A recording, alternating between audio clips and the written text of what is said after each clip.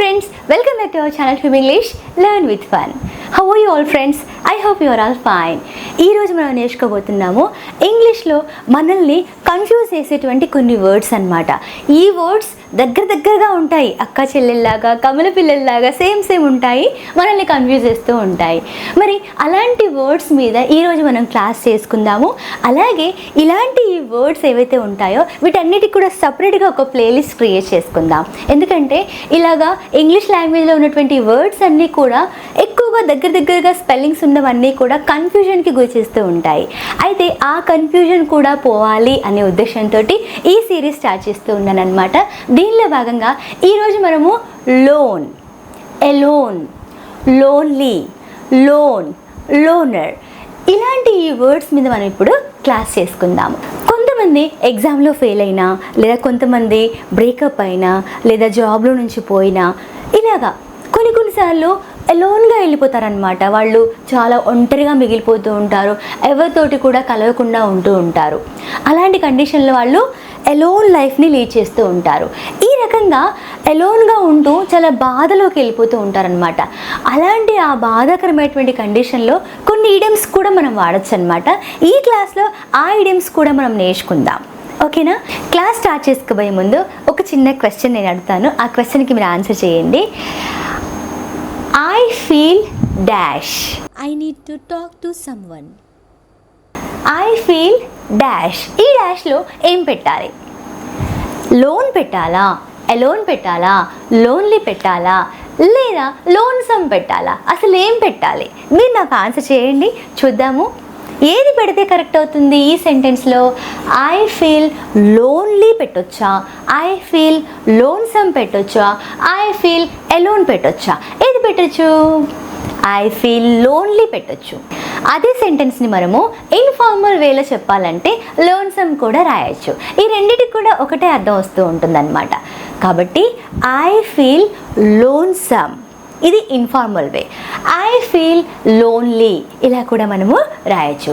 I feel lonely, I would like to talk to someone, I would like to spend time with someone. వేరే వాళ్ళతో నేను నా time spend చేయాలని నేను అంటూ ఉన్నాను అనమాట.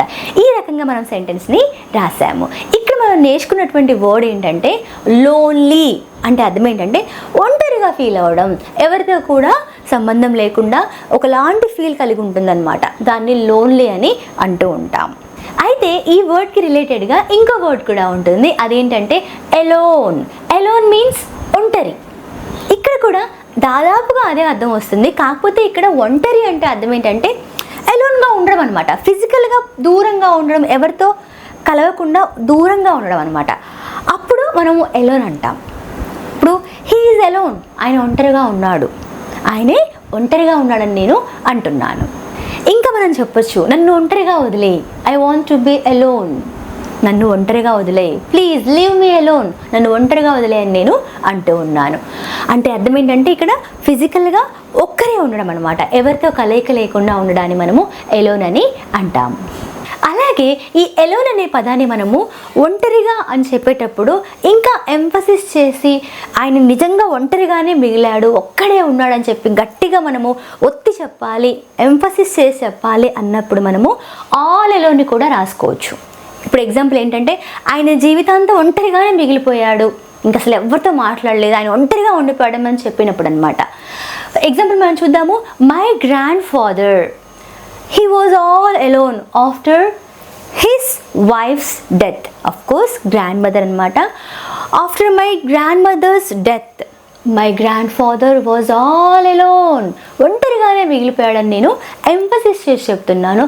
మళ్ళీ ఆయన ఎవరి తోడుని కూడా ఆయనే తీసుకోలేదు. he did not take anyone's company, he was all alone. ఒంటరిగానే మిగిలిపోయాడని చెప్పి నేను అంటున్నాను. నెక్స్ట్ తెలుసుకుందాము లోన్లీ లేదా లోన్సమ్. ఈ రెండింటికి కూడా సేమ్ మీనింగ్ అనమాట. కాకపోతే లోన్లీ అనేది ఫార్మల్గా వాడతాము, లోన్సమ్ అనేది ఇన్ఫార్మల్ వేలో మనము వాడుతూ ఉంటాం. రెండు వాడుకోవచ్చు, తప్పేమీ లేదు. ఎవరైతే ఫ్రెండ్స్ తోటి గొడవైతూ ఉంటుందో, గొడవైనప్పుడు ఆ ఒక వ్యక్తి ఒంటరిగా ఉండిపోతూ ఉంటాడనమాట. ఆయనే ఫ్రెండ్షిప్ కోసం పరితపిస్తూ ఉంటాడు. అలాంటి కండిషన్లో ఒంటరిగా ఉన్నటువంటి విద్యార్థి ఎవరైతే ఉన్నాడో ఆయనే ఫ్రెండ్షిప్ కోసం తప్పిస్తున్నాడు అని చెప్పేటువంటి కండిషన్లో the lonely student is starving for friendship కోసం ఆయన ప్రతిపిస్తున్నాడు నేను అంటూ ఉన్నాను అనమాట. నేను ఎప్పుడైనా సరే ఒంటరిగా ఉంటాను, ఎవరి మీద డిపెండ్ అవ్వను అని చెప్పేటువంటి కండిషన్లో, అలాంటి కండిషన్లో నేను ఎప్పుడు ఒంటరిగా నివసిస్తాను, ఒంటరిగా ఉంటాను అన్నప్పుడు ఐ ఆమ్ లివింగ్ అనకూడదు. ప్రజెంట్ కంటిన్యూస్ టెన్స్కి మనం వెళ్ళకూడదు, సింపుల్ ప్రజెంట్లోనే చెప్పాలి. ఐ లివ్ అలోన్, నేను ఒంటరిగా ఉంటాను. ఐ నెవర్ ఫీల్ లోన్లీ, నేను లోన్లీగా ఎప్పుడు కూడా ఫీల్ అవ్వను అని నేను అంటున్నాను. ఈ లోన్లీ అనేటువంటి వర్డ్ని మనము పర్సన్స్కి వాడుతున్నాం, అలాగే ప్లేస్ కూడా వాడచ్చు. This is a lonely place, ఈ ప్లేస్ ఒంటరిగా ఉందని నేను అంటున్నాను. ఇలాంటి కండిషన్లో కూడా మనము లోన్లీని మనము వాడుతున్నాం. ఓకేనా? నెక్స్ట్ వర్డ్ వచ్చేసి LONE, లోన్. లోన్ అంటే అర్థం ఏంటంటే సాలిటరీ, ఒకే ఒక అని చెప్పేటువంటి కండిషన్ అనమాట. లైక్ మీకు he was the loan doctor in the country, ఆయన ఒకగానొక డాక్టర్గా ఉండేవారు గతంలో అని నేను అంటున్నాను. ఇలాంటి కండిషన్ అనమాట. ద లోన్ వోల్ఫ్ అంటే ఒంటరిగా ఉన్నటువంటి తోడేలు అని చెప్పేటువంటి కండిషన్లో. అలాగే ఆయన ఒక్కడే యాక్సిడెంట్లో చాలా అందరూ చనిపోయారు, ఆయన ఒక్కడే బతికాడు అని చెప్పేటువంటి కండిషన్లో he was the loan survivor in the crash, or he was the only survivor of that accident. ఆ యాక్సిడెంట్లో ఆయనే ఒక్కగానొక్క మనిషి అనమాట, బ్రతికాడు అని నేను అంటున్నాను. ఇంకా వర్డ్ వచ్చేసి లోనర్ మీన్స్ వీళ్ళు ఎప్పుడు సింగిల్గా ఉంటారు, సింహంలాగా ఎవరితో కూడా కలవరు, ఎవరి డెసిషన్స్ కూడా వాళ్ళు తీసుకోరు, ఎప్పుడు కూడా ఒంటరిగా ఉంటారనమాట, బాబాలాగా ఎవరితో కలవకుండా ఉంటూ ఉంటారు. ఇలాంటి వాళ్ళని మనము లోనర్స్ అని అంటూ ఉంటాము. దీని అర్థం ఏంటంటే మీకు అర్థమయ్యే ఉంటుంది, ఎవరితో కలవరు. They don't want to mingle with anyone, they always want to be alone, ఒంటరిగా ఉంటారు. And they always make decisions on their own, వాళ్ళే డెసిషన్స్ తీసుకుంటూ ఉంటారు. They make up their mind with their own thoughts, వాళ్ళ thoughts తోటి వాళ్ళు mind అంతా కూడా ట్యూన్ చేసుకుంటారనమాట, ఎవరితో కూడా కలవకుండా ఉంటారు. అలాంటి వాళ్ళని మనము లోనర్స్ అని అంటుంటాం. నేను చిన్నప్పటి నుంచి కూడా లోనర్గానే ఉన్నాను అంటే అర్థం ఏంటంటే I have been a loner since my childhood, చిన్నప్పటి నుంచి ఒంటరిగానే ఉన్నాను, ఇప్పుడు కూడా ఒంటరిగానే ఉంటూ ఉన్నాను. లేదు నేను గతంలో ఒంటరిగా ఉన్నాను, ఇప్పుడు అందరితో కలిసి ఉంటున్నాను, ఎక్స్ట్రావర్డ్గా ఉంటున్నాను, చక్కగా సోషల్ బటర్ఫ్లై లాగా ఉంటున్నాను, సోషల్ పీపుల్ లాగా ఉంటున్నాను అని చెప్పినప్పుడు ఇది వేరే సంగతి. అప్పుడు I use to be a loner when I was in my school స్టేజ్లో ఉన్నప్పుడు నేను ఎలా ఉన్నాను, లోనర్గా ఉన్నాను అంటే ఒంటరిగా ఉన్నాను. I use to spend my time with my self, నాతో నేనే స్పెండ్ చేసేదాన్ని. ఇప్పుడు నేను అందరితో కలుస్తున్నాను అన్నప్పుడు I can mingle with every one, I can move with every one అని నేను అంటున్నాను. ఇప్పుడు దాకా ఈ వర్డ్స్ యొక్క మీనింగ్స్ మనం తెలుసుకోవడం జరిగింది. ఇప్పుడు మనం తెలుసుకుందాము లోన్ సంబంధించినటువంటివి. అంటే ఒంటరిగా ఉన్నప్పుడు, బాధగా ఉన్నప్పుడు. ఒకరు గుర్తుంచుకోండి, ఎప్పుడైనా సరే ఒంటరిగా ఎందుకు ఉంటారు ఎక్కువగా అంటే బాధ ఉన్నప్పుడు వాళ్ళు ఒంటరి అయిపోతూ ఉంటారు కదా. సో ఇలాంటి కండిషన్లో కొన్ని ఈడియమ్స్ కూడా మనం నేర్చుకోవచ్చు. ఫీలింగ్ బ్లూ అంటే అర్థం ఏంటంటే ఎవరితో కలవకుండా సాడ్గా తన టైం స్పెండ్ చేస్తూ ఉండడం అనమాట, బాధగా ఇలా ఉండడం అనమాట. I feel blue because I lost my purse, నేను చాలా బాధగా ఉన్నాను ఎందుకంటే నా పర్స్ పోయింది కాబట్టి. ఎందుకంటే ఇంటికి వెళ్తే మా అమ్మ నన్ను వేస్తుంది, కొట్టిద్ది, ఎందుకంటే పర్స్ ఎక్కడ పోగొట్టుకున్నావురా నువ్వు అని చెప్పి అడిగిద్ది, కాబట్టి నాకు బాధగా ఉందని నేను అంటూ ఉన్నాను ఈ రకమైన కండిషన్లో.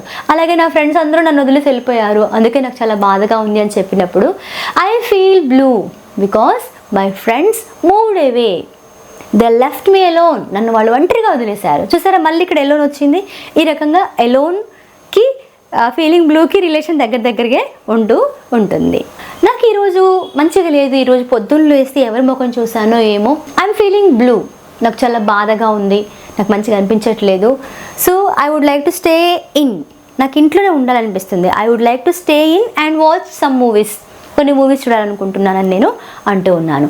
ఇలాంటి కండిషన్లో మనం ఏం రాస్తున్నాము, ఐఎమ్ ఫీలింగ్ బ్లూ టుడే, ఈరోజు నేను చాలా సాడ్గా ఉన్నాను, నాకు మంచిగా అనిపించట్లేదని నేను అంటున్నాను. కొంతమంది ఫ్రెండ్స్ విడిపోతూ ఉంటారు. అలాంటి కండిషన్లో ఒక ఫ్రెండ్ కావాలని ఇంకో ఫ్రెండ్ని మోసం చేస్తూ ఉంటుంది. అలాంటి కండిషన్లో జలస్ తోటి అనమాట. అలాంటి కండిషన్లో ఆ ఫ్రెండ్ మోసానికి గురి కాబడినటువంటి ఫ్రెండ్ ఎవరైతే ఉంటుందో తను బాధపడుతూ ఉంటుందన్నమాట.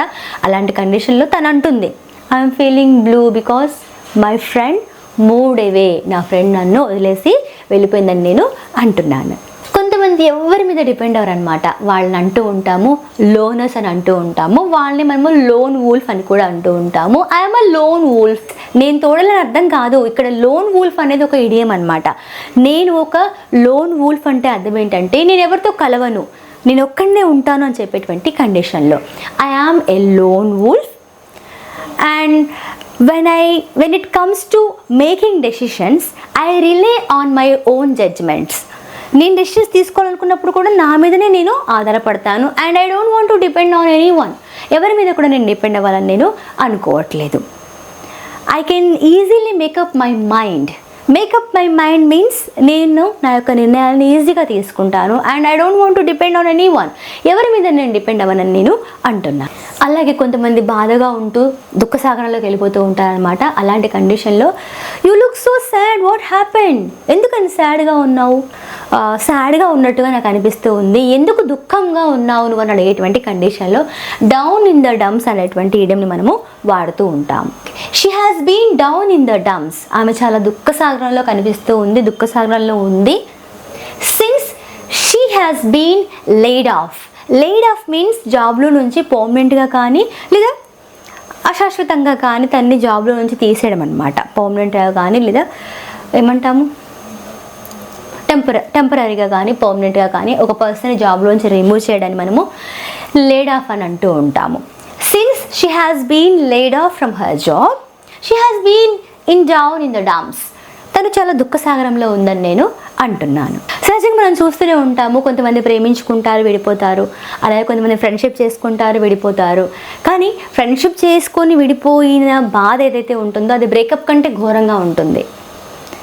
ఒక లవర్ వెళ్ళిపోతే ఇంకో లవర్ వస్తుంది, అది వేరే విషయం. కానీ ఒక ఫ్రెండ్ వెళ్ళిపోయి ఇంకో ఫ్రెండ్ రావడం చాలా కష్టం. సో చాలా ప్రాబ్లంగా ఉంటుందన్నమాట. సో ఫ్రెండ్షిప్ చేసిన వాళ్ళు ఎవరైతే ఉంటారో వీళ్ళకి క్షమించండి, బట్ బాండ్ మాత్రం వదులుకోవద్దు. ఇదైతే నా పర్సనల్గా ఇచ్చేటువంటి సలహా అనమాట. ఏదేమైనా కూడా ఫ్రెండ్షిప్కి చాలా చాలా వాల్యూ ఉంటుంది. అయితే ఇప్పుడు మనకు టాపిక్ ఏంటంటే బ్రేకప్స్ అనేటివి సహజం అని చెప్పేటువంటి కండిషన్లో it's normal to be down in the dumps after breakups. Breakups తర్వాత మనము దుఃఖసాగరంలోకి వెళ్ళిపోవడం అనేది సహజం అని చెప్పేటువంటి కండిషన్లో మనం ఈ సెంటెన్స్ రాయొచ్చు. It is normal to be down in the dumps after breakup. Breakup తర్వాత మనము దుఃఖసాగరంలోకి వెళ్ళడం సహజం అనమాట. Take as much time as you like. నీకు కావాల్సినంత టైం నువ్వు తీసుకో to recover from your sadness నుంచి బయటికి రావడం కోసం you can take as much time as you wish. నువ్వు కోరినంత టైం నువ్వు తీసుకొని మళ్ళీ రికవర్ అవ్వు, మళ్ళీ లైఫ్ లీడ్ చెయ్యి అని చెప్పేటువంటి కండిషన్లో. So we should not be always in down in the dumps. ఎప్పుడు కూడా దుఃఖసాగరంలోకి మనము ఉండకూడదు అని చెప్పేటువంటి కండిషన్లో. లాస్ట్ ఇడియం వచ్చేసి lump in one's throat. Lump in one's throat means బేసికల్గా లంప్ అంటే అర్థం ఏంటంటే అన్నం ముద్ద కావచ్చు లేదా గడ్డ కావచ్చు. గొంతులో గడ్డ ఉంది అని చెప్పేటువంటి కండిషన్. నిజంగా గడ్డ అనేది కాదండి. ఇక్కడ అర్థం ఏంటంటే ఒక బాధాతృప్త హృదయం అనమాట. ఒకరిని మనం వదిలేసి వెళ్ళినా సరే లేదా ఒకరికి బాయ్ చెప్పినా సరే, అంటే మనకి ఎఫెక్షన్గా ఉన్న వ్యక్తిని మనం వదిలేసి వెళ్ళేటప్పుడు ఇక్కడ దాకా బాధ వస్తూ ఉంటుంది. లేదంటే ఏదైనా మూవీ చూసినా సరే మనకు ఎండింగ్ సీన్స్ ఏవైతే ఉంటాయో, సీతారామన్ చూసారా మీరు? ఆ సీన్లో అయితే చాలా ఏడ్చేసాను నేనైతే. అది మామూలు బాధ కాదు. ఫైనల్ సీన్ వల్ల చాలామందికి ఒక ఫీల్ వస్తూ ఉంటుంది. ఆ ఫీల్ అనమాట. ఆ ఫీల్ ఏదైతే ఉంటుందో దాన్ని మనము దట్ మూవీ లెఫ్ట్ మీ అంటే నన్ను ఆ రకంగా ఉంచేసింది. ఎలాగా? I felt that I had a lump in my throat. నేను నా థ్రోట్లో లంప్ ఉన్నట్టుగా నేను ఫీల్ అయ్యాను. అంటే ఇక్కడ నొప్పి అని అర్థం కాదు, ఒక ఒక సాడ్నెస్ అనమాట. ఆ సాడ్ ఫీల్ చెప్పేటప్పుడు మనం ఈ రకంగా వాడుతూ ఉంటాం. That means the movie's final scene left me with a lump in my throat. నా థ్రోట్లో ఒక బాధని మిగిల్చిందనమాట. అలాంటి కండిషన్లో when they were leaving me or when they were waving at me I left with a lump in my throat. నేను అలాగే మిగిలిపోయాను అనమాట. అంటే బాధగా చూస్తూ ఉన్నాను అనమాట వాళ్ళని. ఇలాంటి కండిషన్లో అ లంప్ ఇన్ వన్స్ థ్రోట్ అనేటువంటి ఇడియంని మనం వాడడము జరిగింది. సో ఫ్రెండ్స్, ఈ రకంగా మనము కన్ఫ్యూజన్కి గురయ్యేటువంటి కొన్ని వర్డ్స్ మనం నేర్చుకున్నాము. లోన్, సంబంధించినవి. అలాగే రిమైనింగ్ వర్డ్స్ కూడా మనం అప్కమింగ్ క్లాసెస్లలో నేర్చుకుంటూనే ఉంటాము, కంగారేం లేదు. అలాగే మన బుక్ని బేస్ చేసుకొని కూడా మనం వీడియోస్ చేస్తూ ఉన్నాము. ఈ బుక్లో ఉన్నటువంటి వీడియోస్ అన్నీ కూడా జీరో టు హీరో ఛాలెంజ్లో వీడియోస్ అన్నీ వస్తూ ఉన్నాయి, తప్పకుండా మీరు చూస్తూ ఉండండి. అలాగే మన వద్ద ఉన్నటువంటి కోర్స్ కూడా ఉంది, zero to hero spoken English course అనమాట. ఈ కోర్స్ యొక్క కాస్ట్ వచ్చేసి మీకు చాలా తక్కువగా ఉంటుంది. ఈ నెంబర్కి మీరు ఒకవేళ వాట్సాప్లో హాయ్ పెడితే మీకు డీటెయిల్స్ నేను షేర్ చేస్తాను. తప్పకుండా ఈ కోర్సులోకి జాయిన్ అవ్వండి. ఈ కోర్సులోకి జాయిన్ అయ్యారనుకోండి, మీకు రికార్డెడ్ వీడియోస్ వస్తాయి, మిస్ అయ్యేటువంటి జూమ్ రికార్డింగ్స్ వస్తాయి, ఎవ్రీ సండే లైవ్ సెషన్ ఉంటుంది, మీకు పీడిఎఫ్ కూడా ఇస్తూ ఉంటారు, చాట్ సపోర్ట్ కూడా ఉంటుంది. మరి ఇంకెందుకు ఆలస్యం, ఇంత మంచి అవకాశాన్ని మీరు సద్వినియోగం చేసుకోండి. అలాగే ఇంకా ఎవరైతే సబ్స్క్రైబ్ చేసుకోలేదో వాళ్ళు కూడా సబ్స్క్రైబ్ చేసుకోండి. Thank you so much for watching friends. Bye.